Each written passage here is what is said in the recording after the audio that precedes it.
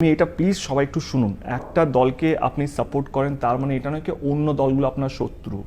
আর এইটাও সত্যি কি আমি আর মিঠুনদা যখন একসঙ্গে বসে বাবা ছেলের মতন থাকতে পারি, যেটা তুমি খুব শুরুতে ভালো ইন্ট্রোডাকশন দিয়েছিলে, আমি শুধু আমাদের দর্শকদেরকে বলে রাখতে চাই কি বিশ্বাস করুন ওপরে সবাই খুব ভালো আছে। মানে আপদে বিপদে সবাই যদি মানে আমি কথার কথা বলছি, মোদিজি যদি কিছু হয়ে যায় হসপিটালে যদি অ্যাডমিট হয়, ভগবান না করুক ওনাকে দীর্ঘ আয়ু হোক, উনি অনেক বছর বেঁচে থাকুন, দিদি কিন্তু যাবেন ওনাকে দেখতে। এবার দিদির যদি কোনো শরীর খারাপ হয় কিন্তু উনিও আসবেন, আমি এটা বিশ্বাস করি বা এইটাই নিয়ম। এই রাজনৈতিক সৌজন্যটা এবং যখন না আমি শেষ তোমরা করিনি, এক কিন্তু frame- আমি শেষ করিনি, এটা খুব ইম্পর্টেন্ট।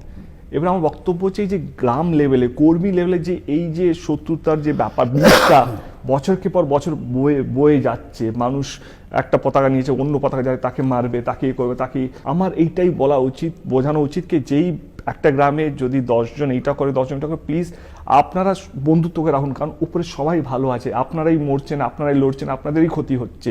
কারণ আপনাদের যদি শরীর খারাপ হয়, আপনাদের যদি বিপদ আসে, আপনার পাশের লোকটাই আপনার সঙ্গে থাকবে।